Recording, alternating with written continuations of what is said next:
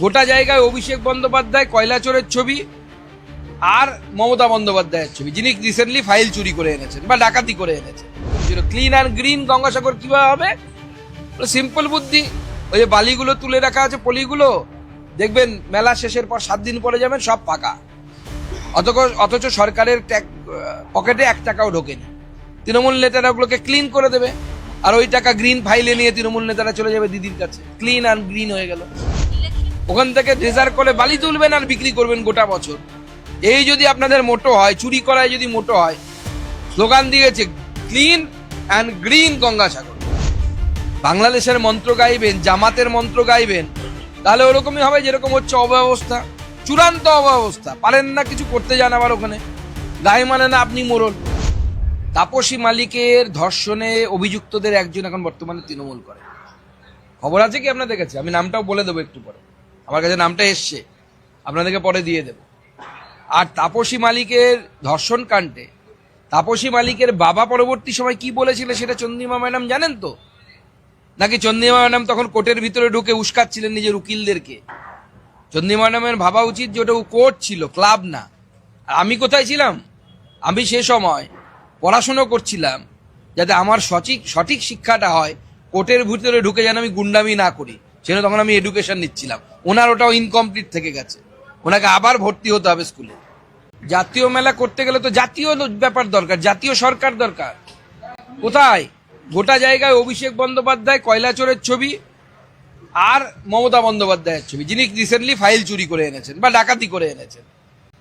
আপনাকে যদি কুম্ভ বানাতে হয়, আসুন, আপনাদেরকে আমরা নিয়ে যাব। আপনাদের পর্যটন মন্ত্রীকে পাঠান, সুকান্ত মজুমদার নরেন্দ্র মোদীর কাছে নিয়ে যাবে, দেখি দম আছে কিনা। সেখানে গিয়ে প্রস্তাব দিন কেন্দ্র সরকার এবং রাজ্য সরকার সংযুক্তভাবে গঙ্গাসাগর মেলা করবে, ঠিক যেভাবে কুম্ভ মেলা হয়। যে সরকারই থাকুক, কুম্ভ মেলাতে তো উত্তরপ্রদেশ সরকার এবং কেন্দ্র সরকার একসাথে করে। আমাদের বিজেপি সরকার যদি থাকে কেন্দ্রে, আর ওখানে যদি রাজ্য সরকার থাকে, সেক্ষেত্রেও রাজ্য সরকার এবং কেন্দ্র সরকার একত্রে মেলা করে। জাতীয় মেলা করতে গেলে জাতীয়তাবাদ বোধকে বুঝতে হবে। বাংলাদেশের মন্ত্র গাইবেন, জামাতের মন্ত্র গাইবেন, তাহলে ওরকমই হবে যেরকম হচ্ছে অব্যবস্থা, চূড়ান্ত অব্যবস্থা। পারেন না কিছু করতে, যান আবার ওখানে, গায়ে মানে না আপনি মোড়ল। ওখান থেকে রিজার্ভ করে বালি তুলবেন আর বিক্রি করবেন গোটা বছর। এই যদি আপনাদের মোটো হয়, চুরি করায় যদি মোটো হয়, স্লোগান দিয়েছে ক্লিন অ্যান্ড গ্রিন গঙ্গাসাগর। আমাকে সাংবাদিকরা গতকালও জিজ্ঞেস করেছিল ক্লিন অ্যান্ড গ্রিন গঙ্গাসাগর কিভাবে হবে? সিম্পল বুদ্ধি।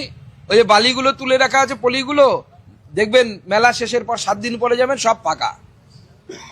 অথচ সরকারের পকেটে 1 টাকাও ঢোকেনি।